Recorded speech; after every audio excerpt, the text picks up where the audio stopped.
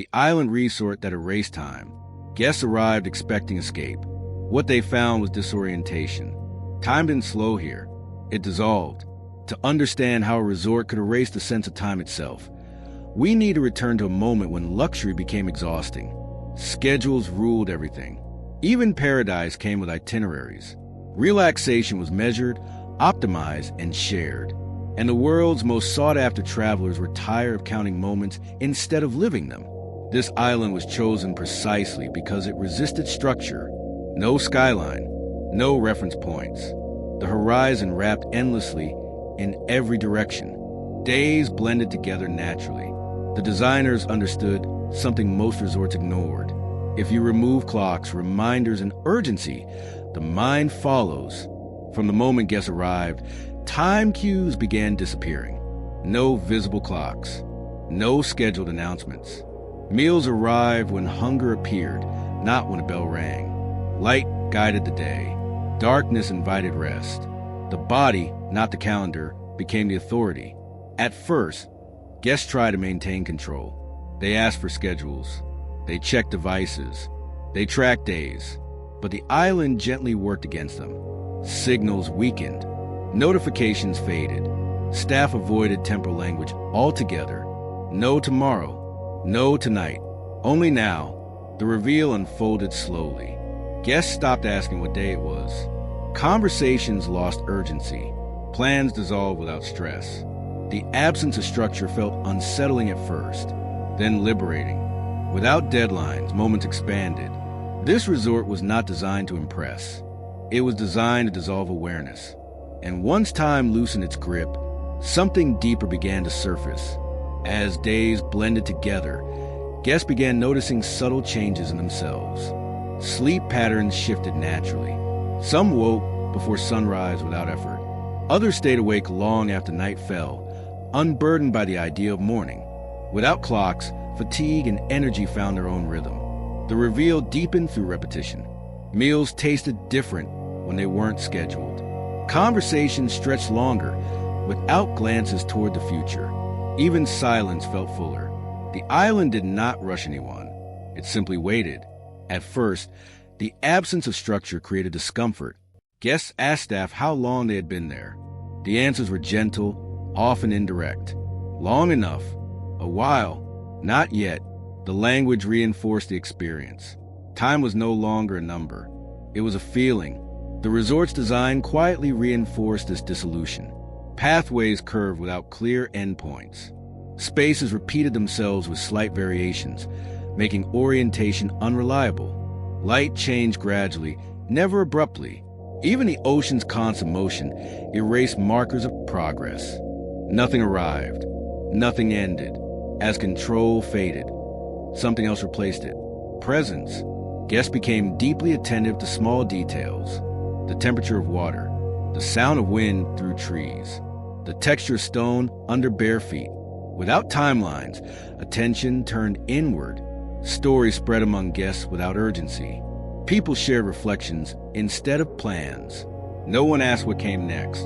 That question stopped mattering. The island created a pocket outside obligation, where existence felt sufficient on its own. But this freedom carried tension. When time disappears, so does avoidance. And eventually, everyone must face what remains when there is nothing left to postpone. The conflict emerged quietly, the way all real conflicts do. With nothing left to schedule, guests ran out of excuses. Without calendars, postponed decisions resurfaced. Unanswered questions grew louder. Goals that once hid behind busyness stood exposed. Some guests leaned into the stillness. They walked for hours without destination. They sat without distraction. They allowed memories and doubts to rise and pass without resistance. Others struggled. Time had always protected them. Deadlines gave structure.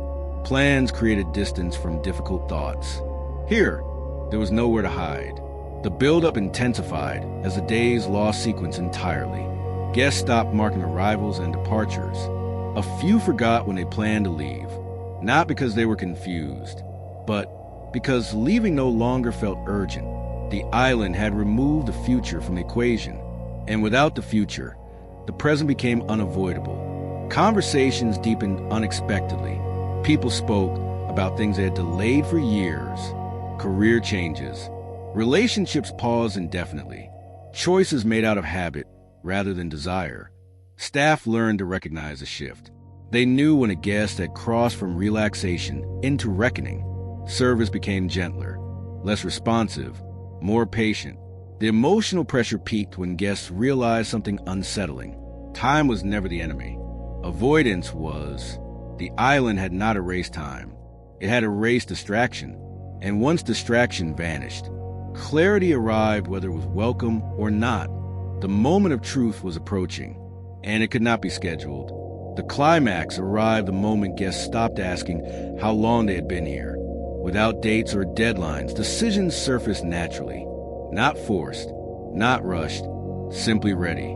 Some guests wrote letters they never sent. Others made calls they had avoided for years. A few chose silence, realizing answers do not always require action. The island revealed a simple truth. When time disappears, intention takes its place. Clarity felt different here. Softer, less dramatic. It arrived quietly, like tide water filling a hollow. By the final days, guests began preparing to leave without checking calendars. They felt the shift internally, a sense of completion, not closure, alignment. The resolution was subtle but lasting. Time had not been lost. It had been returned. Guests left without souvenirs or timestamps, only an altered relationship with urgency. They moved slower, listened longer, scheduled less. This island changed luxury by removing measurement. It proved that freedom is not more time. It is less obsession with it. In a world that counts everything, this place offered something radical, moments that belonged only to themselves. There's one further dimension worth examining. The island did not erase time uniformly for everyone. What it erased was different for each guest. For some, it erased deadline anxiety, the chronic sense of falling behind, of time passing too quickly against an invisible standard. For others, it erased a habit of narrating experience in real time, the impulse to capture, caption, and share. For few, it erased something deeper, the assumption that life needed to be moving towards something to be worthwhile. That last erasure was the most significant and the most disorienting, because modern life is organized almost entirely around forward motion, progress, goals, next steps. The island offered none of that architecture. And in its absence, guests had to answer a question most people never face directly. What is the value of a moment that leads nowhere? Some could not answer it and left. Others discovered, slowly, that the question contained its own answer. A moment that leads nowhere is still a moment, fully inhabited, fully real, not a step towards something else, just itself. That discovery, quiet and unremarkable in most settings, felt enormous on an island that had taken time apart and left presence in its place.